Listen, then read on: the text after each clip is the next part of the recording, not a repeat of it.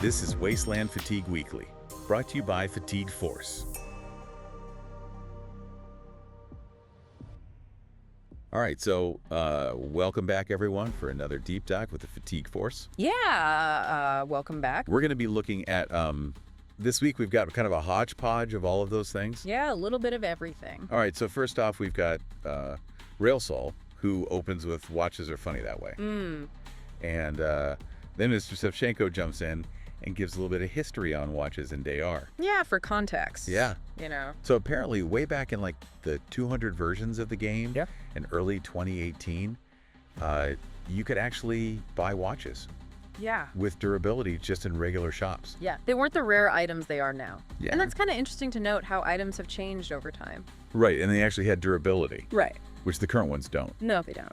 And then he goes on to say that Silver Watch specifically Right. became a special item from the Clockmaker quest. Mm-hmm. And the Gold Watch also ended up in that same city. Yeah, just a specific location where Yeah. you could get those. And Egg Boy 1000 jumps in and is like, yeah, these are really old items. Yeah. They're not. For players who are new now, who are just starting to get into the higher level items, Yeah. they may not know that they used to be just regular items. Yeah, they weren't always the big deal that they are now. No, not at all. And Mr. Shevchenko continues and says, actually, the Silver Watch Right. has been in the game since the very first version. Wow. So it's like an original gangsta item. Yeah, an OG item. And then he says also that, And this is a fun fact. right. So those silver and gold watches, Oh, well, he actually took his own watch into a factory service. okay. And the watches are stainless steel. So in the game, they were called silver and gold. But in real life, Oh. they were just stainless steel. So maybe not as precious as we thought they were. Yeah, just a fun fact. Okay. All right, so moving on, we have Railsol, who says, Yeah, so Real Soul posts a picture of a shop Right. that's just full of food. Right. And he's like, where can I find what each town sells? Yeah, because sometimes you need bike parts and all you can find is food. Right. Or you need food and all they've got is, whatever. Right there. And then he goes on to say, I looked at the wiki page for Kiev. Right. Not impressed. Hmm. He even says, Well, he actually lists some of the items that are wrong on the page. yeah. And he's like, these have been gone for a long time, haven't they? So, Yeah, the wiki pages are a good resource, but they're not always up to date. right. So that's kind of a call out to the players Yeah. to make sure that we're updating the pages with accurate information. Yeah. Mr. Semchenko jumps in. He's like, hey, you're in Kiev right now. Yeah. Yeah. Can you fix it? Why don't you fix it? Right. And Realso's like, oh, yeah, good point, but like, I don't know how to edit wiki pages. Right. He's like, I thought edit buttons were just supposed to be there. Yeah, it's just magically appear. And Mr. Shevchenko's like, well, actually, there's an edit button right next to the read button on wiki.gg. Right next to the read button. You just need an account. Ah. And Railsol's like, oh, yeah, okay, that makes sense. Yeah. And it turns out you do need an account now because they had some issues earlier this year. Right. Had to lock it down a little bit, So, but that's easy to do. yeah. Railsol gets an account pretty quick. And then he's like, my first thought is to add pictures. Nice. So he's getting right on it. Yeah. That's awesome. Yeah. And Mr. Shevchenko's like, hey, if you're down to contribute, Yeah. you should get in touch with Pavuv or Variant about joining the English Wiki team. Right. We could always use more contributors. Absolutely. And Railsol's like, yeah, I think I'm going to try editing first before I commit. That's very Railsol. Oh. Very cautious. Yeah, that's a good approach. And Mr. Shevchenko gives a shout out to Sirabi for the Russian wiki and himself for the Spanish wiki. Right. So if you need any help with those, Reach out. Yeah. happy to help. And then Railsol discovers the settlement page, which actually has like Right. more detailed information. Yeah, like a little more structure. Yeah, so it's not just like screenshots. Right. And he's like, oh, this is much easier to edit. Yeah. So he's happy with that. Awesome. And then we have a funny moment where Railsol is like, oh, I just realized I got confused because somebody else made the same mistake. Uh-huh. This info is meant for the survivor camp near Kyiv, the ruin, Right. not the ruin itself. Yeah, little detail, but important. Yeah, and Hergy Mechanics jumps in. He's like, oh, yeah, those Primus stoves Right. are probably still there because they're trivia. Yeah, just historical artifacts at this point. All right, so moving on, we have Zato 8962, Right. who wants to know They have a question. what spore protection does. He's like, what damage does it reduce? Right. I want to know what it actually does. Does it do anything? Yeah, does it do anything? Right. And Moshi Reaper jumps in and says specifically, It's the Grass Eater's gas-spreading attack. Right. That is the spore damage that it's talking about. Okay. That's what it's protecting you from. It's protecting you from that specific attack. Right. Okay. And Zoto says, I thought it was bugged. I thought it didn't do anything. Yeah. But then Dimosheep jumps in and clarifies. Yeah. He says, any non-weapon biomutant attack will be reduced. Right. So, like... And damage from hazardous map objects. So it's actually more useful than... It sounds like it. You might think. Yeah. And RJ Mechanics chimes in and says, all mutant and non-mutant shrooms. Okay. So... Good to know. Yeah. Yeah. All right, so we've got M. Zachary. Right. And posts a picture of his inventory. Right. And he's got 1 nettle and 2 biomass. And then the next picture, he's got 5 nettles. So somehow he turned He multiplied his nettles. 1 nettle and 2 biomass into 5 nettles. Yeah, that's impressive. Yeah. I'm not sure how that happened. Alchemy. Yeah, Wasteland Alchemy. Okay, so Dessert 14 Right. is asking about the current event and the biosynthesizer. Yeah. He's like, oh, is it too late for me to get the items? Right. And Studio Ghibli 1213 says, no, you've got plenty of time. Yeah, be patient. There's a lot of the event left. Right. And he also says, don't worry, eventually you'll get them from the biosynthesizer. Just got to keep at it. Yeah. But Dimosheep has a different perspective. Okay. He's like, for those of us who are watching our caps, Yeah. the event rewards and the biosynthesizer products are kind of Not worth it. not worth it. Yeah. Okay. Because they're expensive. They're not that useful. Okay. Or they have better alternatives. Just something to keep in mind Okay. if you're on a budget. But Dessert 14 is excited about the new skin products that use biomass Right. as ammo. Right. So, Interesting. yeah. And then Dimosheep mentions if you need coal, go to Gemco. Right. And you could burn the byproducts from the biocluster Right. for some decent coal. Yeah. And then Dessert 14 says 3 steps for Gemco. Okay. So he's got his priorities straight. Yeah. And then he says his top priority is getting a pet. All right. Okay, so now we're moving on to combat. Okay. So Dessert 14 asks, With a question. if an enemy is wielding a spear Right. and I use the Chinese machine gun to stop their movement, will they still be able to attack? Yeah, because it stops their movement, but does it actually stop them from attacking? Right. Good question. And Mochi Reaper jumps in and says, yeah, they'll still attack. Right. They're not stunned. They're just rooted in place. Right. They can't move, but they can still attack. And Dessert 14 gets it. Okay, good. He says, I see they can't move, but if they have a weapon, they can still attack. You're right. And then Just Jib clarifies a little bit. Yeah. Gives us the specifics. Yeah, he says the Chinese Quillen LMG basically roots them. Right. For a turn. Okay. So you've got a turn to do something else. And we're like reposition yourself. Yeah, take them out. Yeah, exactly. Okay, so the Dessert 14 shares his strategy for taking down the Queen Bee, Interesting. which involves blind grenades Okay. and either the Guandao or the Sifua. So a melee weapon. Right, a melee weapon Okay. and the Chinese machine gun. All right. Sounds like a good plan. He does say, But I was kind of bummed that the Emba crossbow got removed. right. He thought that was better than the LMG. Yeah. And the queen bee summoning backup every turn. Oh yeah, he's not happy about that either. Yeah. Those little minions can be annoying. Yeah. All right. So War Crimer Official has kind of an odd question. He's like, what do I do with this corpse and skeleton? Should I keep them? Like a trophy? Yeah, like a memento? Okay. Or should I just, let them rest? Okay. Just Van says keep it as a souvenir. And Dessert 14 asks, how did you guys beat the queen bee back then? Okay. And War Crimer Official says with the Santa staff. The Santa staff. Yeah, the Santa staff. Still effective. Apparently. And Dessert 14 says, wait, Yeah. can blind grenades destroy the bee cell itself? Yeah. He wants to make sure we understand. Verify. He's talking about the big queen bee, Right. not the smaller mother bee. Okay. And just Davinci is like, yeah, my queen bee tactic is from like a year ago. Oh. Probably outdated by now. Yeah, the game changes so much. Yeah, you might want to look up some new YouTube guides. Yeah, definitely. And Dessert 14 says, I've heard the queen bee likes spiders now. I don't know if that's true or not. Maybe her tastes have changed. Yeah. So Diamond Sheep jumps in and says that pets aren't really good for fighting the queen bee, Okay. but they can draw aggro, Right. so they can be helpful in that way. Okay. And War Crimer Official agrees. Okay. 'Cause, yeah, they're good for that. All right, so moving on, we have Mochi Reapers, who is asking if AUG Sniper Mode is worth it with level 1 polar armor. He's like, it takes 15 AP to use. Yeah. Is it a one-shot? Right. Is it worth the risk? Yeah. And Dessert 14 says simply no polar. Straight to the point. Yeah. Not messing around. And then Diamond Sheep says Jackal Launcher's more reliable. Yeah, probably a safer bet. And War Crimer official says, yeah, positioning is key for the queen bee. Right. And then he mentions the Jaren flycatcher. Oh, yeah, the Jaren flycatcher. And Justin suggests maybe you can trap the queen bee with it. Interesting idea.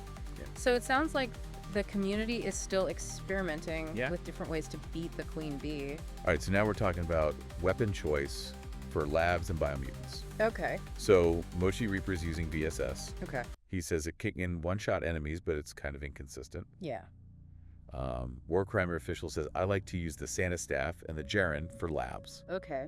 And then Dimer Sheep jumps in and says... With a suggestion. Yeah, he says if you're facing a single target, like a biomutant, Right.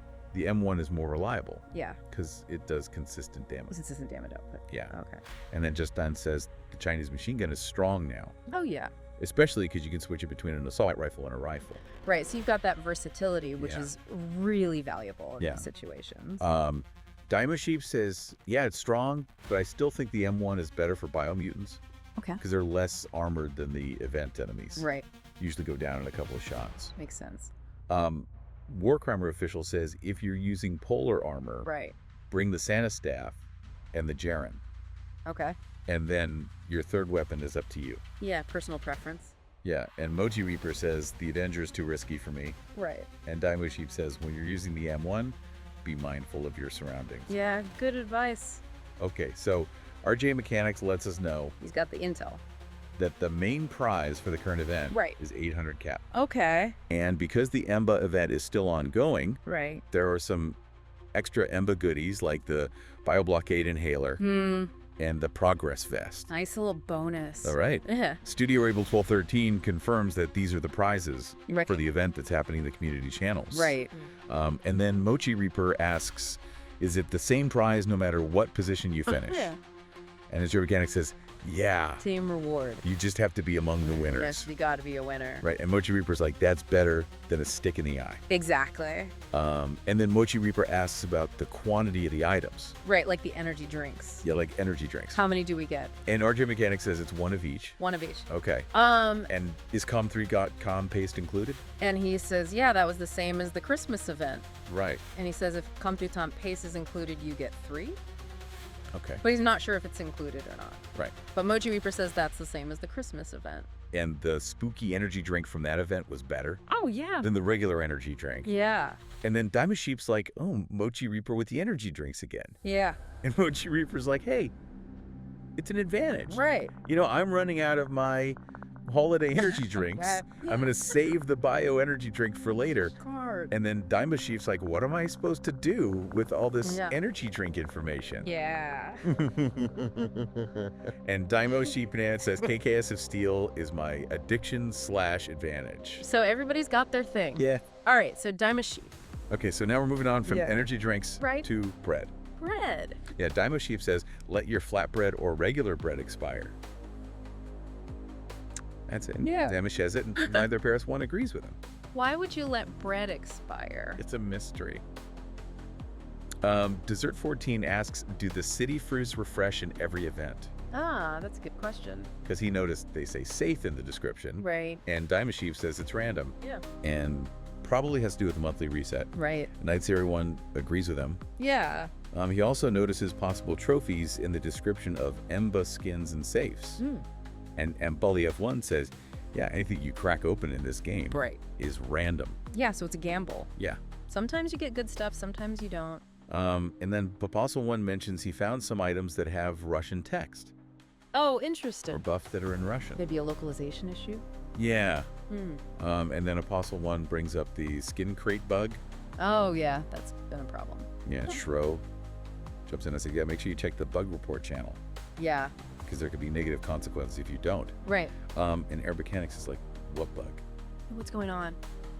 He's not in the loop. He's not aware. Dessert 14 says, I'm only looting biomutant houses in the city. Okay. And Real Sol's like, oh, that's why you haven't run into those bugs. Right. You haven't started the Emba event yet. Yeah, different areas, different bugs. Yeah, okay, so then Daimo Sheep mentions He's got a question. a weird premium app icon. Okay. that he's seeing in his store. Right. And he's like, it looks fancy? Hmm. And RJ Mechanics is like, yeah, it's weird. Weird. Railsol Right. thinks Prezel's talking about starting distance from nickel. Oh. He's a little off topic. A little confused. Yeah. But that's okay. And Damo Sheep thinks it might be for the Google Play beta. Okay. And he says it looks Halloween-y. Mm. All right, so now we have Lang287, Right. who asks, is the trophy worth it for the second stage of the event? Yeah, like, is it worth the effort to go for that second stage? Right. Okay. And Mochi Reaper's like, which trophy are you talking about? Yeah. And John and Mute's like, oh, Team is the trophy item. Right. He's like, for us veterans, the second stage is easy Yeah. because the turtle's really slow. Right. And RD Mechanics jumps in and says, I think he means the rewards, Yeah. like the mutant embryos and stuff. Okay. And then Shro Yeah. says, this event isn't very newbie friendly, Right. but Daima Sheep says it's better than the Chinese event. Oh, yeah. So, We'll take what we can get. right. You know, baby steps. And then Shro Yeah.